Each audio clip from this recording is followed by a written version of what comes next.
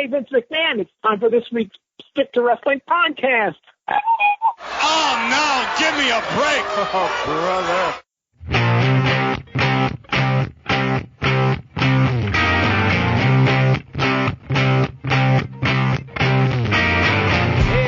Welcome to Stick to Wrestling. My name is John McAdam. This is Stick to Wrestling. It is a weekly podcast where we focus on classic pro wrestling. Let me see. Before we get rolling, I want to invite you to join our Facebook group. If you are part of our Facebook group, you can intermittently ask questions about the show. All you have to do is search Stick to Wrestling, ask to join, and you are in. If you want to follow me on Twitter, just search John McAdam and follow the guy with the Stick to Wrestling logo as his avatar. We're going to get right in there this week. I want to introduce our intermittent co-host, Steve Gennarelli. Steve, thank you for taking the time today. John, thank you for having me back. And for those that haven't joined the Facebook group yet, you have missed out on hearing about Dusty Rhodes' financial planning or lack thereof, the Dusty Rhodes versus Hulk Hogan WrestleMania that never occurred. And most importantly, Jake Hammer's WWF trading cards, which I've heard from Jake that he's working on the backs of the cards now. He's going to have a 1986 Roddy Piper's exit velocity, 196, when he was destroying the flower shop. So that's just something you have to look forward to. Jake the Valentine Hammer would put up like old Topps trading cards from like 74, 75, except he would change the baseball players into wrestlers. So the whole thing's pretty cool. You want to get into this. Now, this is what, like episode 245, 246, something like that. I have never said this before. I am convinced that an hour will not be enough for this guest, but I have to keep it at close to an hour because next week we start WrestleMania month. We're going to review 3 WrestleManias, one per week. I love you guys so much. I'm going to sit down and watch the whole thing, start to finish, WrestleMania 4 for the first time in 35 years. If you know me, you know that like one of my primary traits is I hated WrestleMania 4. But anyway, I have someone who I can't believe I have not met this person or communicated with this person until about 2 years ago when he joined the Facebook group. This guy knows everything. He grew up in the Mid-Atlantic area. I have no idea how we didn't cross paths, but I mean, I have so much to ask this guy. An hour's not going to be enough. But Todd Goss. Todd, thank you for coming on. Well, thanks for having me. I've been looking forward to this. I grew up watching Mid-Atlantic, and I was going to wrestling when I was so young that I don't even remember the first match I saw. I was seeing it before I have memories. So, and we were going. My dad was friends with the local promoters. This is the Murnichs, right? Yeah, the Murnichs. He didn't do books for the wrestling, but they had a bunch of other businesses, nightclubs and stuff. And I'm pretty sure. I'm not 100% sure if he was working for him or not, but he was working as an accountant as his side gig, and he knew him, and somehow we managed to get good seats to the wrestling, and he'd been a fan since probably the late 30s. So he'd been going ever since they started having it regular. So, you know, we'd go every week. We'd go to the Raleigh show, and usually go to Fayetteville. Greensboro was about twice a month. We'd get that show, and there were the spot shows that they would have close by. And into the TV taping sometimes when they were doing them at WRAL. They moved them about 1980. So, they moved to Charlotte. I didn't see the TV tapings after that until they started doing them in arena shows. Now, you met Jim Barnett more than once. You didn't just meet him, you knew him. I knew him fairly well. I had a friend who I was working in the music business, and my job was taking me to Atlanta, and I had a sort of lady friend with benefits down there. So I would go to Atlanta quite a bit. And one of my old punk rock buddies, he'd been working at CNN, and he introduced me to Barnett. You know, he knew I was a big wrestling fan, and then in the elevator or something, and he offered to let me come down there. We had some mutual friends, because I told him I knew the Murnichs, and I told him that I knew Gene Anderson. And, you know, Bob Mould from Husker Du ended up later on being on the booking committee at WCW during the tail end of it. And he just invited me to sit with him at the Center Stage tapings, and I'd sit there and pick his brain. And he would, he's basically exactly like people people imitate him, and I can't do it'd be my boy. That's about the best Barnett imitation I've made. But at that time, he was pretty much a lonely old man, and he loved to tell stories. He'd tell you stories about his exploits with working for President Carter and being on the National Endowment of the Arts. But, you ask him you take him out to dinner, he would tell you anything you wanted to know about all the wrestling history. He didn't kayfabe anything. He'd tell you whatever you wanted. I saw him about 7 or 8 times. I visited down there and hung out with Barnett. So I picked his brain about it, and there's a lot of stuff that I wish he had written a book. There weren't wrestling books back then. Nobody thought wrestling fans could read, but he had so many stories, and I probably only scratched the surface of them. So I heard all about Australia, the war with Bruiser, and the war in Georgia, and what some of the plans were that never happened. It's astonishing how much stuff is just not even documented. I tried to soak up as much of it as I could. Yeah, I mean, you just threw out that you very casually that you knew Bob Mould from Husker Du, which is an 80s band for those who don't know. Give me an idea. What was the biggest thing that Jim Barnett told you was supposed to happen but did not? Georgia was going to try and go further national at one point. Was one of them, but when they tried to go into where Knoxville and stuff, it just bombed, and they sort of abandoned the idea. This was like 81, 82? Yeah. Okay. That's probably the biggest one. It was, I don't know how much, he had his ideas on who should be champion and all that, and whether that was any of those were ever going to happen, it's, just speculate all day about it. Well, give me a couple of examples. He wanted Ron Fuller to be champion at one point. Oh, wow. He was in contention for it at one point. Dick Murdoch, who everybody's heard that he was considered. Trying to think who else it was, but those are the 2 big ones that surprised me. But yeah, anybody they were sending to St. Louis they were looking at to be a champion. They pretty much knew they were going to make Flair champion from about 77 on. It had been in the works. They saw he had it. Yeah, I'm someone who thinks that they actually might have waited too long to put the title on Flair. He was, in my opinion, he was ready 78, 79. I don't know. They were doing good business with Harley, and Harley was drawing all over the world. Harley True. Probably traveled more than any other champion. He's the first one since Lou Thez to go to Mexico.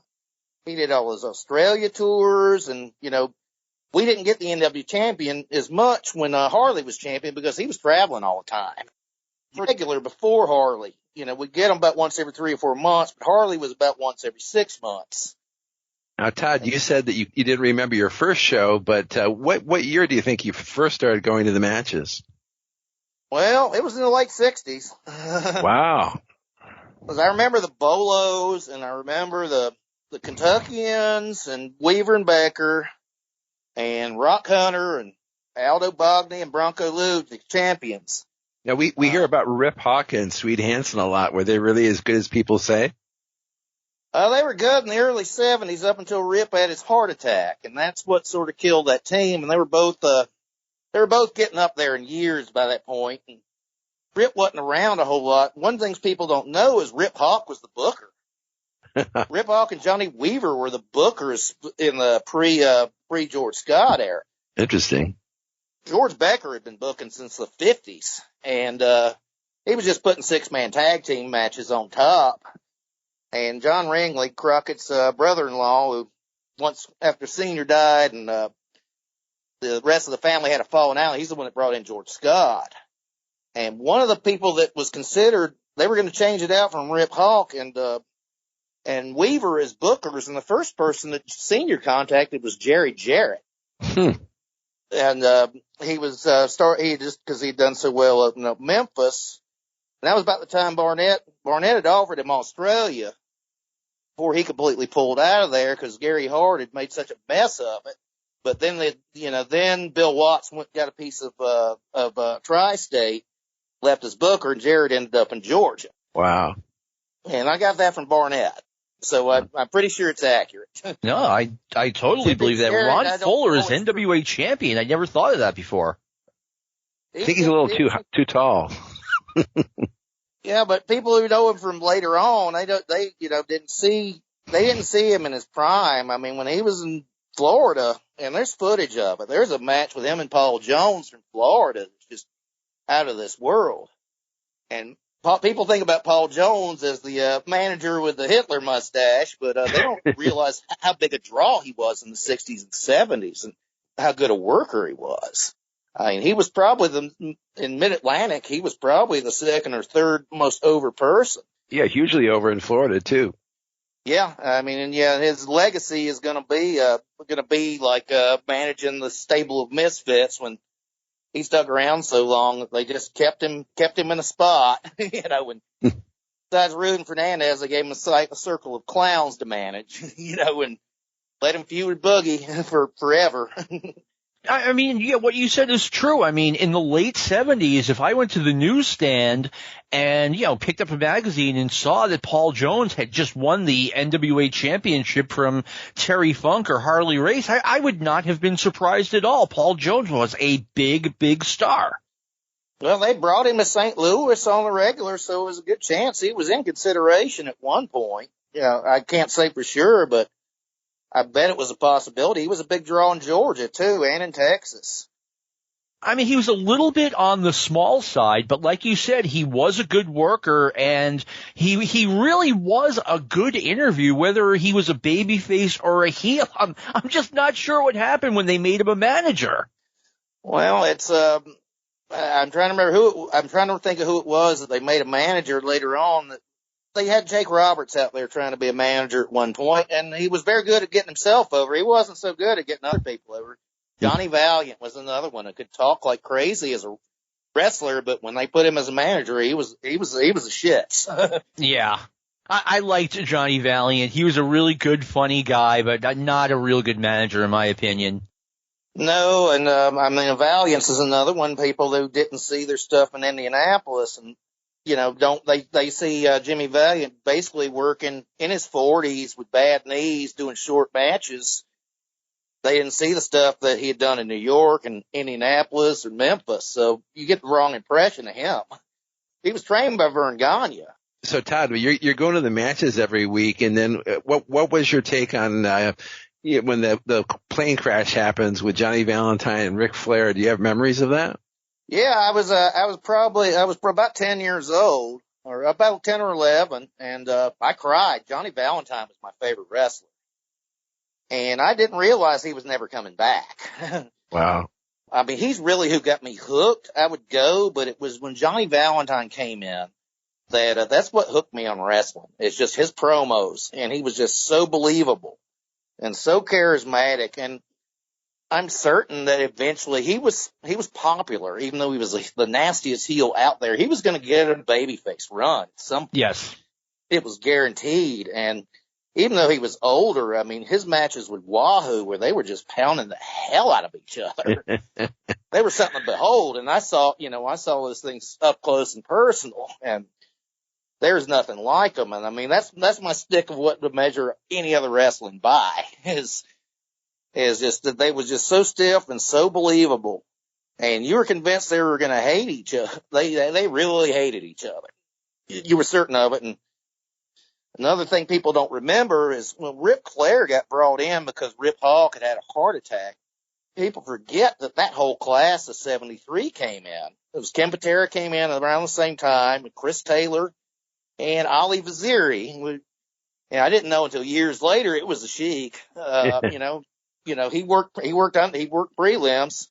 He looked great. He was, this small undercard foreign babyface that didn't talk, and he'd suplex people out of their boots, and then he'd look up at the lights to the stars. But he was memorable. But he was never going to get over that, until he got that gimmick on it. Now, if that accident never happened, do you think Valentine would have been on top for, say, another four years? Like, how much longer do you think Johnny would have been on top? Let me throw this in too. I had an old a friend of mine who was a Mid-Atlantic fan, just like Todd. He swore up and down that if Johnny Valentine had not had that accident, he would have been the top babyface into the early 80s. Wow. Todd, do you think that's a leap, or what are your thoughts on it? I think he would have been top babyface until the 90s. Oh, man. I think he would kind of be I think probably toward the middle of the 80s, he'd get pushed down the card, be in a position like Johnny Weaver, but he was still going to be over, and they'd still have him on top in some towns. But I think he could have been NWA champion too, and he would have been a good one. There are so many crazy Johnny Valentine stories out there, including one where he's in Argentina and the promoter screws him out of his money. He's in Argentina with no money, and he literally worked his way up through South America, up through Mexico, and then finally back home. Wow. That explains all those dates that you see him working in Mexico, because I cannot imagine him working Lucha Libre style. Yeah, really. But there's some oddball ones out there. I mean, David Taylor, the English wrestler, his big break was working in Mexico in the late 60s, early 70s. So you never know. They always find a way to get a foreigner over there. They're probably the place that they can get a foreigner over better than anywhere else in the world, really. I think it was around the time of the crash that they had the IWA invasion in the Carolinas. What are your memories of the IWA? Oh, they ran shows. The Raleigh show was on Tuesdays, and it was the Dorton Arena, but the IWA was running on Mondays at this tiny armory in Durham. Yeah. And it was really bad. I saw a Mil Mascaras versus Bulldog Brower main event that was pretty. It was not, I was used to seeing world title matches being Jack Briscoe against Paul Jones, or Dory Funk versus Wahoo, or Terry Funk versus Rib Hulk, or Gene Anderson. But no, you get Mil Mascaras and Bulldog Brower was not a good match. And I did see Lou Thez work an IWA show in Halifax, Virginia around that time, and have about a 30-second match with Mil Mascaras. Oh, man. He did not want to be in this tank town, on a Wednesday night in front of 50 people. It was pretty clear. But I can say I did see Lou Thez wrestle. Wow. All right, I have a question, Todd. Out of all of the NWA champions that you have seen, that you have witnessed, who, in your opinion, was the best one? Dory Funk Jr. Now, you're the second person that I've asked that question to who has been around that era, who said that Harry White swore up and down that Dory Funk Jr. was the best NWA champion ever, and now you're saying it as well.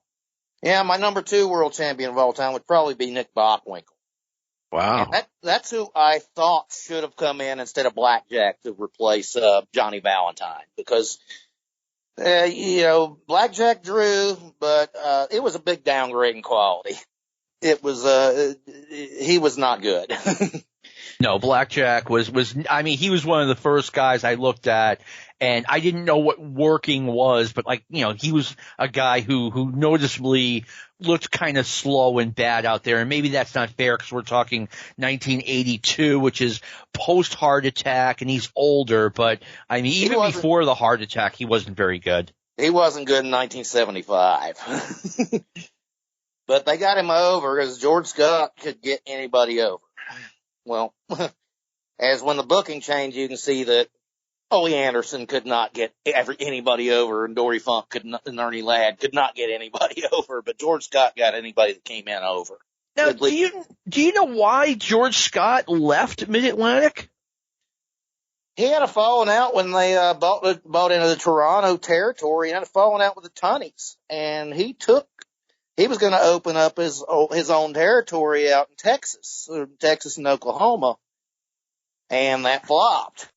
And he took Paul Jones and Wahoo and a bunch of undercard guys with him, so they just disappeared for a little bit. And that explains that promotion that was out there like in Tulsa in like 80, 81, right? Or 81, 82. Yeah, it was, I think he had the falling out. I think it was like the end of 1979 is when he had the falling out.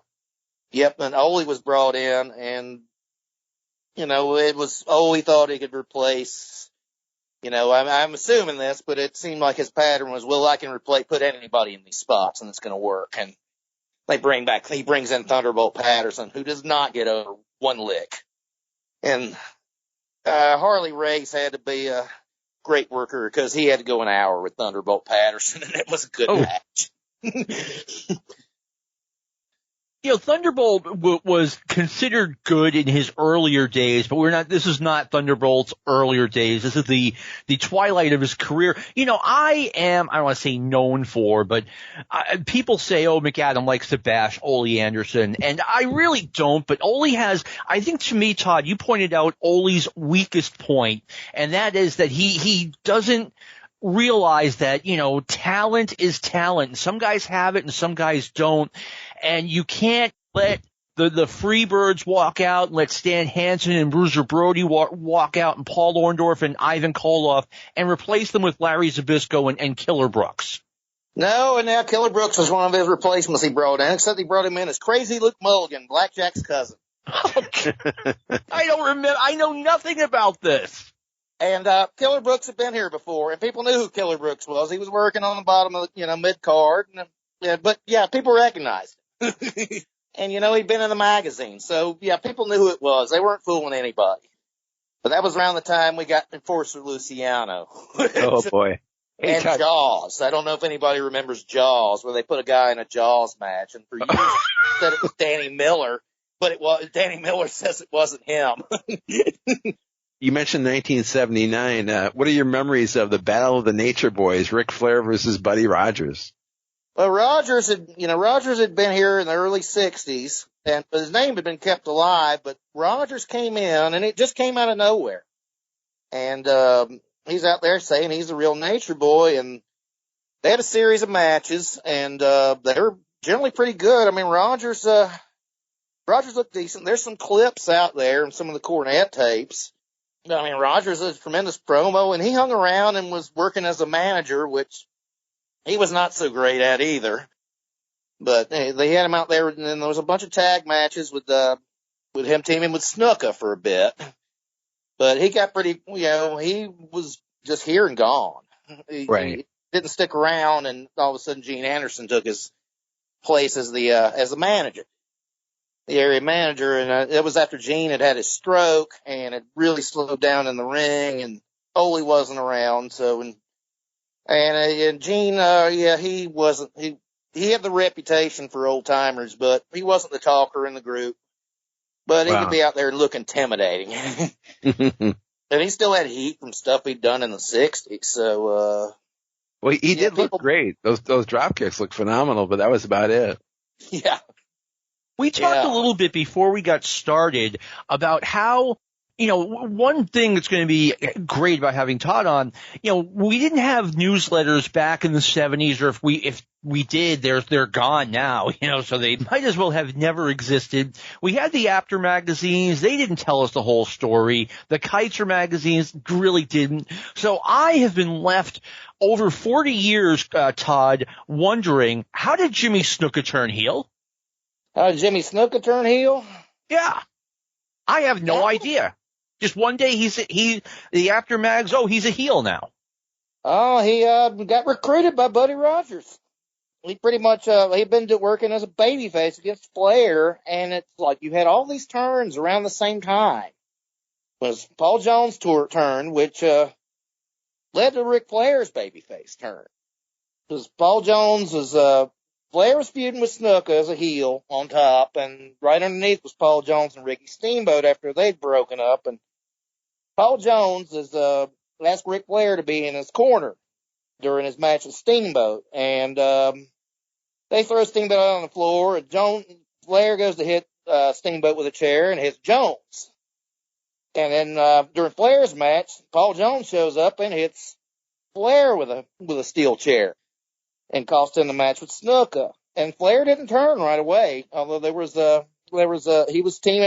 going against Jones and Von Ransky with heel partners, first with like John Studd and then with Ernie Ladd. And finally, after about 6 months, Flair is going around and asking the babyfaces to team with him. He's asking Johnny Weaver and Wahoo, and eventually Steamboat, and they do the reluctant thing. Steamboat doesn't trust him, doesn't want to tag with him, but people wanted to cheer Flair from the first time he was in here because he was such a great talker. Everybody liked him, and he was getting cheers as a heel. No matter what he did, people liked him. So it was inevitable. But the Snuka turn was, Buddy Rogers had recruited Snuka, is how that came about.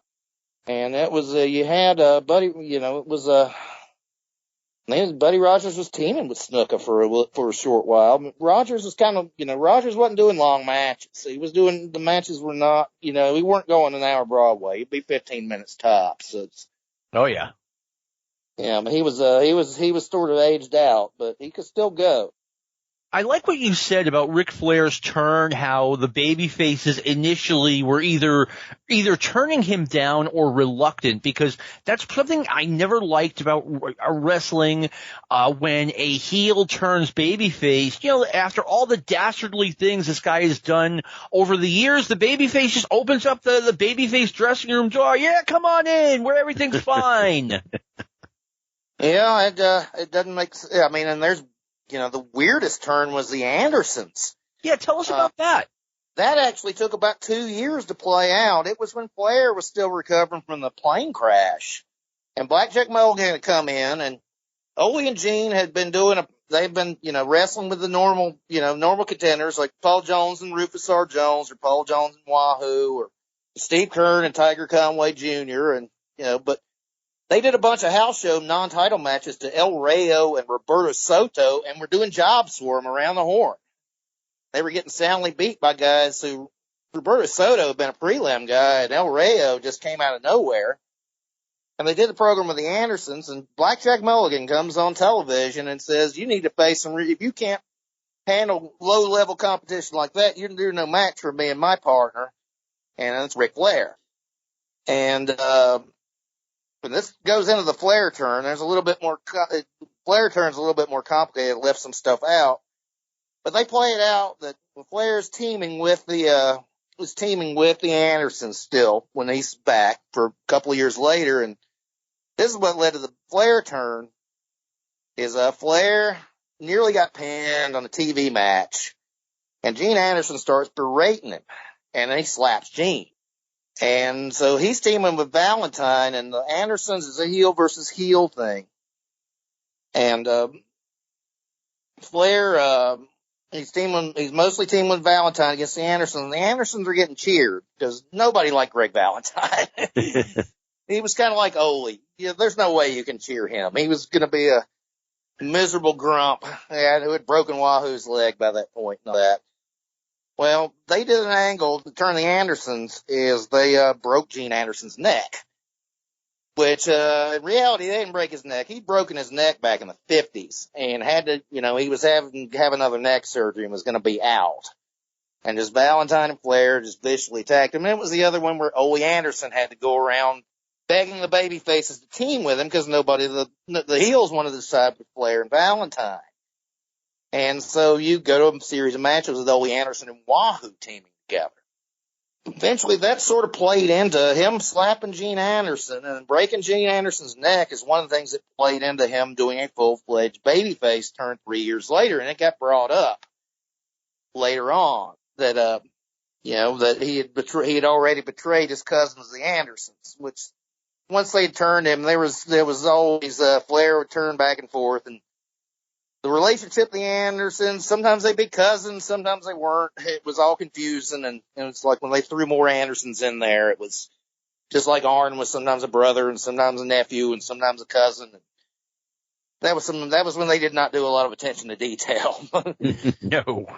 I mean, I remember, in '85, my friends and I watching wrestling and being like, oh, he's his nephew this week, but, I mean, and I'll try to remember, there's an interview out there with Gene Anderson lying in a bed, in a hospital bed. It looks like the hospital bed from The Godfather, where Enzo the Baker kind of brings him out of there, and Ole's talking into the camera while this unconscious Gene Anderson is in a hospital bed in front of him. I will try to find find that and put that on the Facebook page. But yeah, so the Andersons, at first, the Andersons against Flair and Valentine was heel versus heel, but it eventually turned into, when Gene got hurt, Ole asking babyfaces to team with him to get revenge.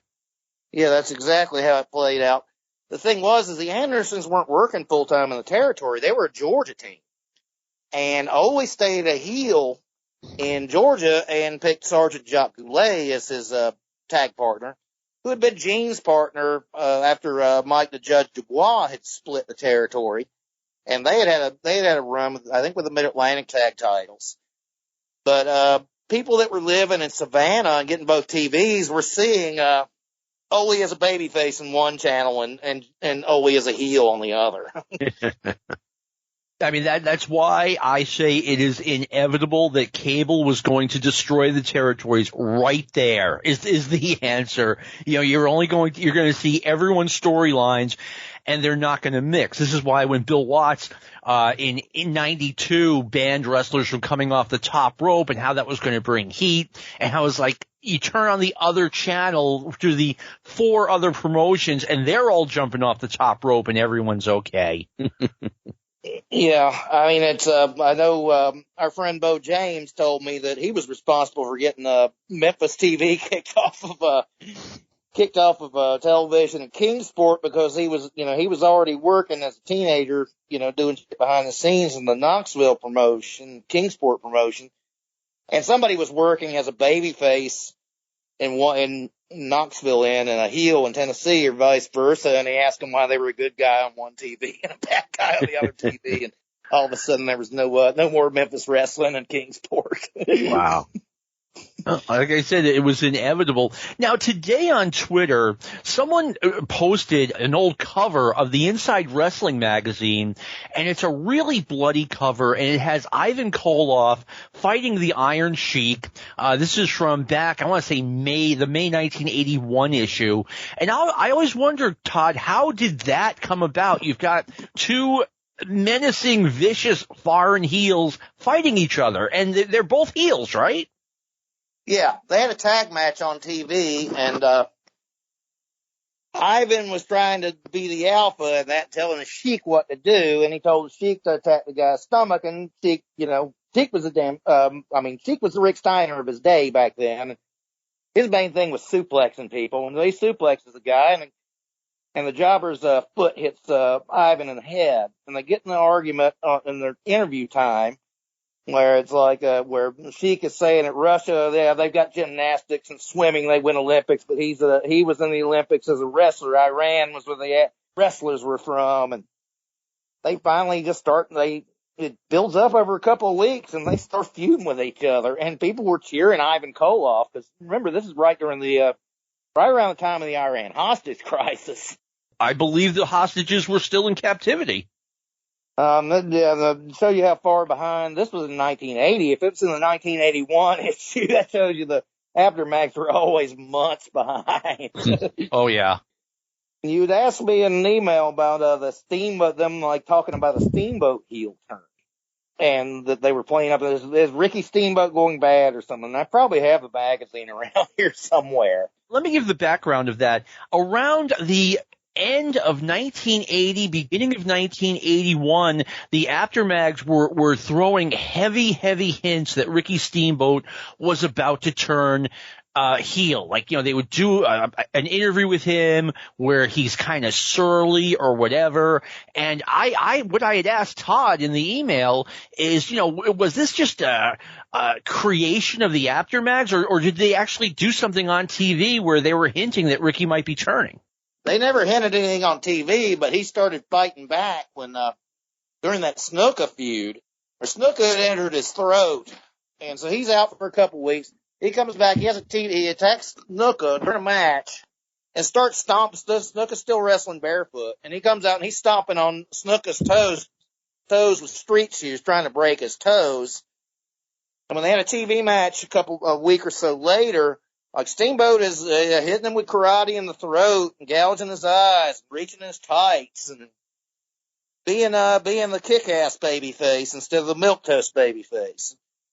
And he'd always, up until his first few feuds, that's what he was. It wasn't until, Mrs. Steamboat showed up in the early 80s when he was pushing his gyms and getting her TV time that all of a sudden he was the goody two-shoes completely. And that's something you went over on the last, podcast that you did about Steamboat just, not having any fire in his comebacks, or somebody, or Jake Roberts or Savage had done something dastardly to him, and he goes out and has a wrestling match with him. That wasn't the case in 70s Ricky Steamboat. But they had hinted at it because he was teaming with Leroy Brown, who'd been a heel elsewhere. He'd always been a babyface here. I think that's when they started the story, because, Leroy Brown was actually, for a big guy, could actually really wrestle. If you see some of his stuff in Japan and stuff, and really mobile. But, his gimmick was the construction worker guy, so he was doing lots of punches and wasn't doing drop kicks or anything. It was all brawling. But I think the first hint of it was like, can Ricky Steamboat trust his new partner? And not seeing Mid-South where Leroy Brown had been a dastardly heel and turned on Ernie Ladd when they were both baby faces. We didn't know anything about that. And then we got during that run, we got Ernie Ladd come in as giving a pretty memorable interview that I could quote verbatim. My name is Ernie the Big Cat Ladd. I'm 6'9". I wear a size 17 shoe. I cover the ground I walk on. Leroy Brown, I created you, and I have come to destroy you. But Leroy, by that time, it's in the 80s. Ernie Ladd was not that, his knees were shot. He looked old, and he didn't get over. And his run was mercifully short. Yeah. Todd, I got a question for you. As we're getting closer to the first Starrcade and we get to the point where TBS 605 becomes the home of Mid-Atlantic Wrestling, JCP Wrestling, did that really pique your interest or kind of make your interest in wrestling even become bigger than it was before, or how did that work out for you?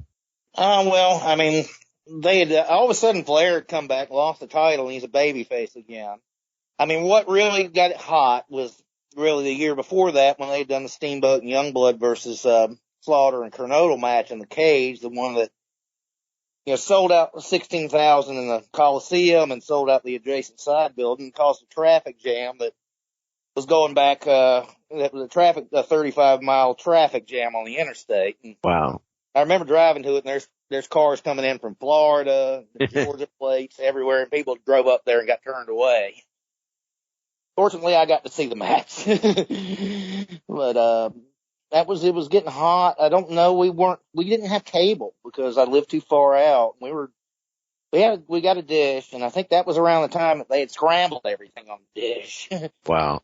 For a while, so we weren't getting TBS. I could get it if I went to somebody else's house, but Starrcade 83, I was there live. I was at the show, sitting about fourth row, and it was pretty much it was largely a one-match card. I mean, it wasn't, the undercard was nothing special, and I mean, there was enough people that were interested in Paul Jones and Jimmy Valiant as there were with the main event, because what some other people don't realize that when Flair was away as champion, they were pushing Jimmy Valiant as the top babyface, and he was the draw. Wow. Even though he didn't fit Mid-Atlantic whatsoever. But yeah, I'm trying to remember what the dog collar match was on that card, Piper and Valentine, and I'm blanking on what else was on it, but I don't know if it piqued my interest because I was still hooked to it, and I was seeing the other territories too, and it was good stuff. It wasn't, my interest in it started to decline a couple of years later when all of a sudden people that wrestling was built on around here were gradually disappearing, as were the old fans. What do you think about Dusty Rhodes? Do you think he was pushed too much in Mid-Atlantic Wrestling and when it became super popular? Yeah. Yeah, definitely. Dusty's a great attraction, but he's an attraction. He's not somebody you put on TV every week. And when you're used to wrestling that's a lot harder hitting and a lot more athletic, it's kind of a big letdown. Right. He'd been in a few times as a special attraction or as a special tag team partner, but he'd never been a regular in the territory. And I really thought that Ricky Steamboat should have gotten that spot, because that's what everybody was building for. Was everybody thought Ricky Steamboat was going to get the championship, and that's what it seemed like, leading to the Wahoo's heel turn and everything. Right. But Steamboat took a powder and said, "I'm going up north and not going to get myself," because they had Steamboat jobbing to like Ron Bass on house shows and stuff. And, yeah. He was one of Dusty's boys, so, the writing was on the wall.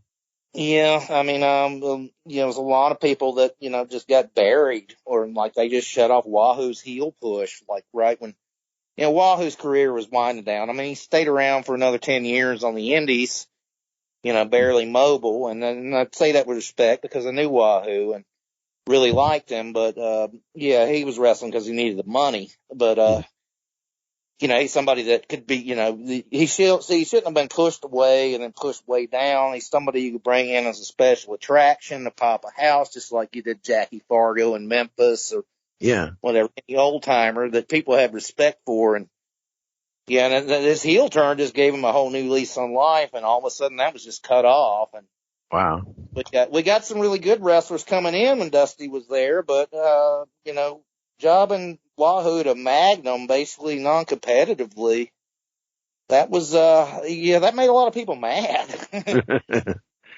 including me. Sure. Dusty in small doses, and I get accused of being a Dusty hater, and I think Dusty looked out for Dusty, and I think the Jim Crockett Promotions might have stuck around longer if he hadn't tried to compete nationally and burned up Jim Crockett's wallet so much. Right. They weren't set up to be a national promotion. No, my relationship, as it were, with Dusty is very complicated. There were times I loved him. There were times where I absolutely hated him. Just, Dusty, the way he manipulated things behind the scenes and just pushed himself and his friends. And, if you weren't in his clique, you weren't going to get pushed.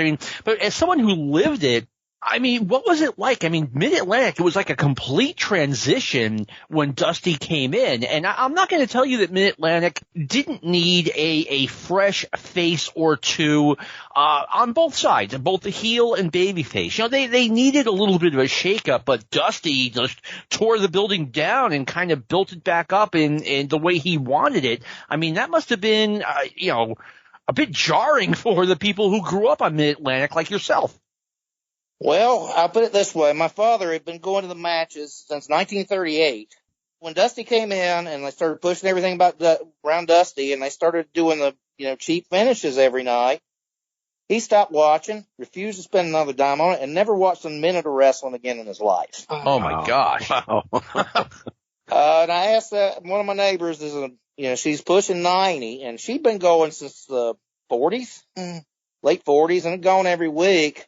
And that's when she stopped going. And I asked her why she stopped going, why she lost interest in it, and said Ricky Steamboat wasn't there anymore. Wahoo wasn't there anymore. And these are the people that were going weekly and paying their money. And that's a lot of people. And they brought in a lot of new fans, but those fans were, faddish. They didn't stick around. And eventually they were going to, they would get run off too, because they just kept doing bad finishes.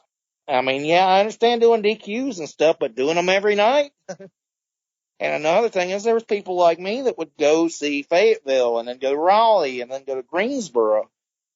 But Dusty started running the same finishes, the same matches with the same finishes everywhere. Oh, you can't get away with that.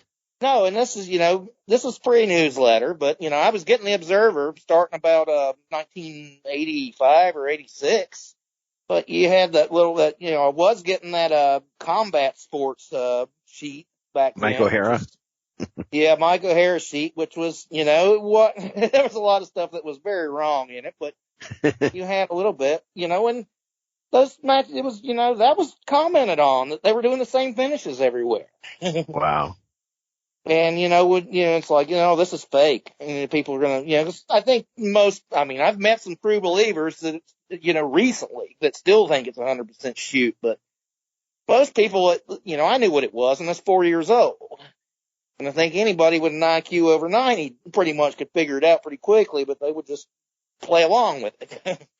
So Todd, would you say there's a misconception that the peak period of the Mid-Atlantic territory was that, dusty period of like 85 to 87? Was it a lot better in those earlier years that you were telling us about? Well, they went from being in the late 60s, early 70s to being a tag team territory that was, they weren't big enough to get in the Greensboro Coliseum. Mm-hmm. They were running in a smaller building in Winston-Salem and there was about 10 towns they were running regular and spot shows. So at one point they were running 30 towns regular, consistently putting over 7,000 people in the Charlotte and Greensboro Coliseums, running 3-4 shows a night. And that was, it was basically, there was a down year when they first brought Valentine and Wahoo and that crew in because it was teaching people a new style. But I really think that around 74 and 75 is really the peak of it. Wow. That's when the business went from being a small town to where they went to being the major territory in the Southeast. I had things to compare it by because, with that giant antenna that we had, I could get up in the mountain area. They had a sparse population was spread out. So you had a really powerful signal. And I was watching the Knoxville wrestling in the 70s too, because I could pick it up through through this monstrosity of an antenna we had. Probably not many do it, but so I was seeing the Tennessee wrestling. It was the same thing there. It's like it picked up when it changed. And, I saw it, I guess, when they put it on the big station out of Bristol, which is a long ways away from here. Another thing people forget is up until they consolidated the tapings around 1970, they were doing 6 or 7 different studio shows. And wow, all that stuff's gone. Because there was a show, and I remember early on, we could get the High Point show. If the weather was cloudy enough, we might be able to tune in the Charlotte one or the New Bern one. But they were running a taping in Roanoke. They were running one in New Bern. They were running one in Charlotte, one in High Point, which is Greensboro market, one in Raleigh, and I think one in Richmond. And so those guys were driving all over the place. Oh, and Greenville, South Carolina, that was the other one. And those shows all had their own angles. Wow. Different commentators, different angles. That's totally forgotten. Everybody just assumes it's Bob Caudle. But yeah, I remember Charlie Harville on Channel 8 had a High Point from one market over. And I'm blanking on the announcer because New Bern dropped off. They consolidated. I was pretty young. I don't remember the announcer's name from the New Bern show, but it was a different show. And obviously they were running split crews even then because the old format was usually 2 tag matches and maybe a singles matches, all of them 2 out of 3 falls for an hour. As when it changed over, it became, you had a couple of competitive matches, you had a bunch of squash matches, there was virtually no promos in the old format. Went to a lot of promos, short action-packed matches, you get maybe 1 or 2 marquee matches, you get competitive job matches. Job crew there was pretty damn good because you had a lot of old veterans working on it and a lot of future stars. Wow. But yeah, I would say the peak of it was really in the 70s, but it's not around on tape for anybody to watch. Sure. No, I mean, a lot of that stuff is gone. You had mentioned that a lot of the underneath crew from the Mid-Atlantic area, we went on to do big things, way bigger than the underneath crew of, the WWF. I mean, give us some examples.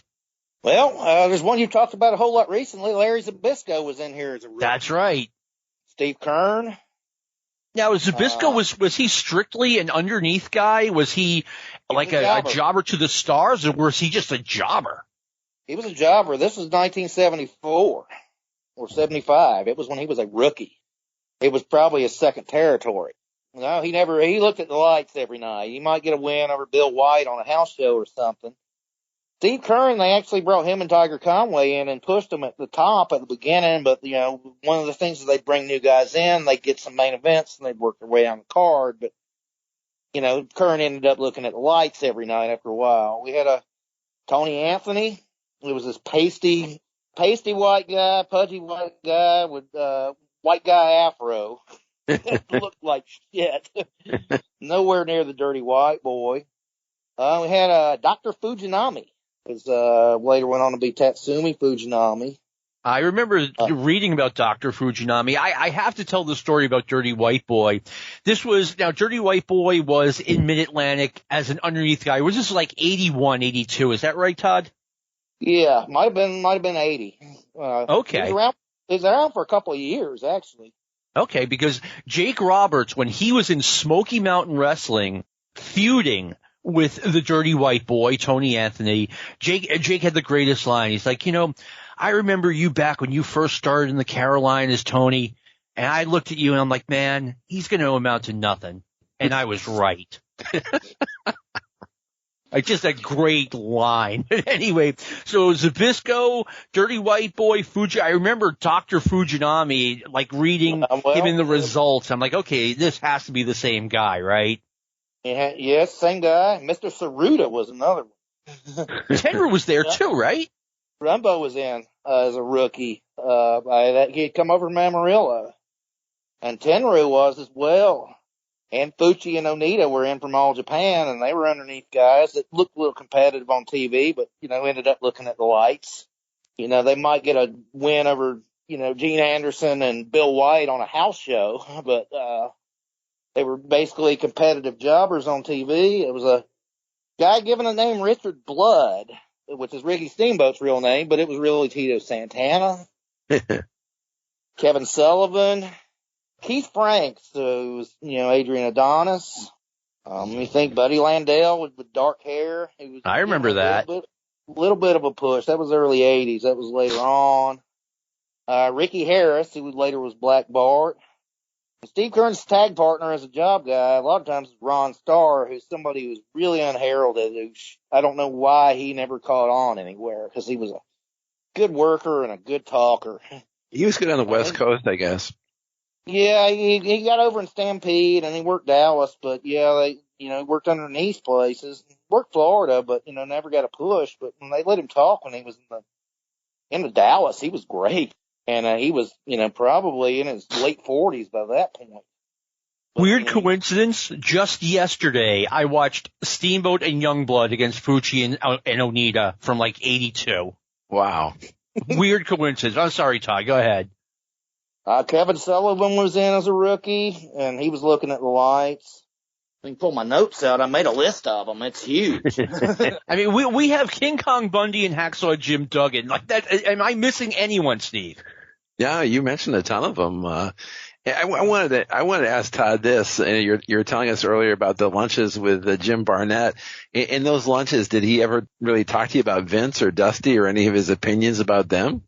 Not really, but he really respected Vince. Vince actually basically saved his ass, and he pretty much had a job for life, but he wanted to go back to Georgia. Right. He wanted to go back where his people were, is why he left. Wasn't any push out, and he really respected Pat Patterson. Yeah. And he respected Dusty as a talent. He didn't like him as a booker all that much. Yeah.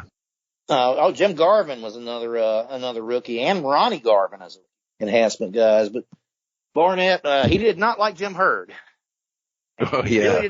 He did not like Ole Anderson, and he did not like Gary Hart. Those are the ones that ran shit with. Now, what was his problem with Gary Hart? I'm just curious. Gary Hart, took the book over in Australia and nearly killed it, and he'd come back from Australia after Barnett stole the territory, and he gave him a job, and he tried to politicize his way in and get the book away from Jarrett, and Barnett fired him and basically wouldn't use him in any territory he had a piece of. Barnett had a piece of just about everywhere. That's true. So he had nowhere to go except Texas. Yeah, he really liked Jerry Jarrett. Was somebody he said was the best booker he ever had. Oh, the other underneath team that was there was two brothers named Apafo. Tully Blanchard was in as a rookie, and he was in when Steamboat came in as a rookie, and when Steamboat, before he got his push, was teaming with Tully on the undercard. We had Dan Spivey and Scott Hall in as the American Starship, and that was one of Dusty's ideas that really laid an egg. Nobody. Oh, that was bad. I remember that. Easy Ed Wiskowski, Ken Dillinger, Tony Atlas was in as a rookie, and he's Tony from White. Virginia. I remember that. And yeah, it took him. He's one of the few that went his way up from opening matches to headlining a few years later. He stuck around the whole time. We had Jerry Stubbs in, Mr. Electricity, Steve Regal. Matt Bourne was in as a rookie. John Tatum, Len Denton, and Scott Irwin they were in as themselves, and then they came back as the Grappler and the Super Destroyer.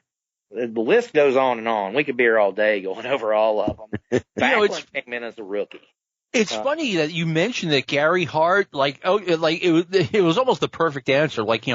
Gary Hart tried to politicize his way into becoming Booker. And I know people in the NWA promotion in 88, 89 who had the kind of the same problem with Gary Hart for the same reason. Gary was always trying to accumulate power, at least according to some people that I've spoken with.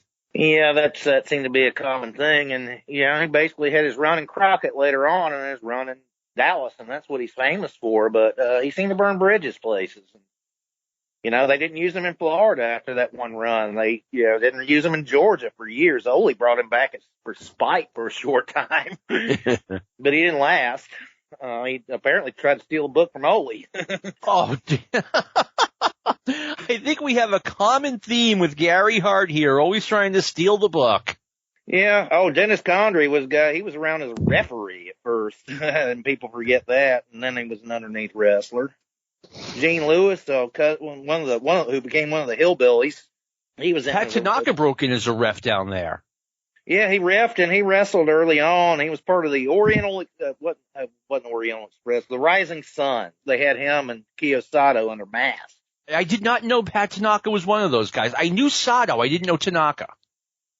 And Larry Sharp was another one. The future Boris Zukov was Private Jim Nelson. And that fooled absolutely nobody because I'm sorry to say, Jim Nelson's a very nice guy, but he is not a handsome man. They could have put the Frankenstein gimmick on him with that forehead and pulled it off without the mask.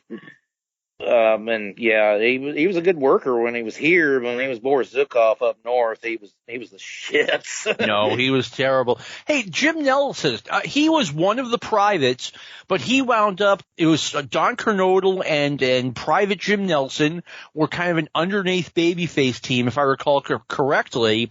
And then there was a breakup where Nelson got away from the Slaughter camp. What happened there? Nelson was the one giving Ricky Steamboat and Jay Youngwood the secret to breaking the Cobra Clutch behind the scenes because they'd been treating Nelson didn't get picked as the Slaughter's partner to go for the world titles in the fictional tournament they won him in Japan, and Nelson was the mole. And so he comes back and he's teaming with Johnny Weaver, and then they do the angle where the Briscoes break his leg and end his career, and he shows up on AWA television a month later with a beard as a Russian. But yeah, some people were dim enough not to see that, but yeah, it's like I see him on ESPN, and it's like, that's Jim Nelson. That's not Russian. That's the thing with wrestling. Sometimes you just have to roll with, okay, this is a new person now. That's all there is to it. Yeah, but at least stick a mask on them or something if they've been covered in the Kernodle getting the tag titles was a surprise because they were almost a jobber level team. They were feuding with Pork Chop Cash and King Parsons and trading the Mid-Atlantic tag titles, which has been basically the mid-card, lower-card tag titles, and, they were losing, and Pork Chop never got a push, and they had won them from, I think, Carl Fergie and Ox Baker, who were some of the ones Ole brought in that didn't get over. But, yeah, and Kernodle had been he's one of the few, like Atlas, he's one of the few that started out underneath and worked his way up, because he'd been around since the early 70s, and had been a job guy who'd sometimes team with a mid-card guy on the house shows and get a win, but yeah, he usually was looking at the lights, and when he becomes a private, the privates thing was hilarious, and they did it, and all of a sudden Jim Nelson is out there wearing Marine gear and saluting Sergeant, and he's like, give me 50, private. Go in there and Slaughter has a job, and I said, go in there, Private Nelson, and take care of that maggot for me, and all of a sudden he started winning matches after I don't think he ever won a match. Not anywhere. He was he was a perennial loser forever. You know, when it was a perfect role for him because, you know, he was about the most unhip looking guy, you know, somebody with a flat top in 1981, you know. Yeah. He was not going to get over. But it was, you know, you'd also see a lot of guys that were working their way down the card. And it's like Enrique Torres ended his career in Mid-Atlantic after being a huge star as an enhancement guy. And Angelo Poffo, Bill Dromo, they brought Pedro Morales and Tony Gurria in, and they were job guys. Crusher Blackwell, well, he was brought in when he was a rookie, and he never got out of the mid-card, if that. You had Brute Bernard and Johnny Heidman and Sweet Hansen doing jobs on the way down. And Matty Suzuki, who was around in Japan up until the mid-'80s, was working his way down the card. Tony Romano, Argentino Paulo, Tony Russo had been a champion over in Europe. He was here doing jobs. Nelson Royal and Abe Jacobs, who've been fixtures since the 60s in the territory. They were doing enhancement work at the end. You know, the Scott brothers were doing jobs, and every once in a while, when they're short somebody, Sonny Fargo would wrestle a match instead of being the mild mannered referee. And I went to Memphis one time when I was a kid. They had family there, and I saw the wrestling there. And all of a sudden, this mild mannered referee that wore the, you know, wild bell bottom pants is wrestling in a main event and being a crazy person. And I did not know what to make of that. Seemed rough out Fargo. Well, the hour always goes by so fast. We're almost out of time, but I want to ask you this, Todd. You just talked about, like, you know, you lived in North Carolina. You got Mid-Atlantic wrestling. It was a very traditional wrestling territory. And then your family takes a trip maybe 6 hours west to Memphis. I mean, what was it like seeing that kind of wrestling after, you know, just growing up on a very traditional wrestling product? I didn't see that much difference because Mid-Atlantic, you know, besides having traditional wrestling, there was a lot of wild brawls, a lot of action, a lot of talking. What was a surprise, we went to visit my aunt in Mexico a few times and went to wrestling down there. That was an eye-opener. That was something that I'd never seen before. And it took me, you know, it wasn't until years later when I was living on the West Coast that I figured out Lucha Libre and came to appreciate it. But I had never seen anything like it. It didn't make any sense because they weren't tagging. They were just coming in and out of the ring, and everything was a 6-man. And a lot of it, you know, after, you know, being around wrestling, I figured out that, yeah, it doesn't look wrong. They just do things differently. Yeah. And, you know, you can adjust to it. But yeah, Memphis is wild. And I mean, there's a lot of guys that were, you know, people went back and forth between Tennessee and the Carolinas on the regular. People say Tojo Yamamoto would never get over anywhere except Nashville and Memphis. He was a top heel in Crockett in the 60s. Wow. As P.Y. Chang, you know, he was, you know, throwing salt, and he was hated. He had tons of heat. And he was a singles heel. It was rare to have singles wrestlers back then, but a little bit before my time. But I always heard about P.Y. Chang and how he was the worst because when Fuji came in, that's who people were comparing him to. And Fuji's another one. People don't realize. They see the Fuji at the end of his career, and he was a hard-working, big-bumping wrestler, you know, when he came around in the early 70s. You know, wasn't a caricature like he was when he was seen nationally. I mean, he may have been up north because they just worked a slower style, and he was over big as Ole Anderson's partner. Mr. Fuji and Ole Anderson were a regular tag team? I had no idea. Yeah, it was probably 72 or 73, something like that. That sounds about when it would be. Yeah, Mr. Fuji, I know someone who grew up watching wrestling in San Francisco, like, you know, back in the early 70s, and he's like, you know, no, WWF Mr. Fuji, even though he takes bumps, he was nothing compared to the Mr. Fuji who was out in San Francisco, who was said to be quite good. Yeah, it's not a comparison. And, you know, sometimes we would get people like when Don Morocco worked here, he didn't get over, but he was. And I've seen Don Morocco in Florida, and he was great. But when he worked here, he worked the up north style and was really slow, and he didn't get over. And he was gone pretty quickly. I did notice that, and they put together that tag team with him and Wahoo McDaniel, and they had their split. It just never seemed to make any sense, and Morocco he just didn't last in the Carolinas. Yeah, I mean, people had a certain expectation, and it's weird that Jimmy Valiant got over so big because he was the opposite of what got over here, but he just had so much charisma that people bought him. I mean, it's like the matches you had with him and Koloff were just bloodbaths and wild brawls, so I get it. But people who see him feuding with Paul Jones forever didn't see that. No. And Paul Jones was the manager, the mid-card manager was going to feud with Jimmy Valiant, whether it was first it was Humperdinck, then it was Gary Hart, and then it was Paul Jones. And Jimmy Valiant's friend was always going to turn on him. that was a guarantee. Bugsy McGraw and Hector Guerrero are the only ones who never turned on him. Poor Jimmy. Willie, his buddy from Vietnam, turned on him. Anyway, we've gone over time. Todd, thank you for being on. I was looking forward to this, and it was even better than I expected. Thanks very much. I mean, you shared so much information today. Well, we got to do another one so we can talk about Johnny Weaver. Definitely. I sent you a list of 7 questions that I whittled down from like 15 questions, and I had more that I didn't even write down. So yeah, we'll definitely do this again. I'm looking forward to it. All right. I look forward to it too. Anytime. Just get in touch. And I'm if I'm available, I'm glad to do it. All right. Thank you for that.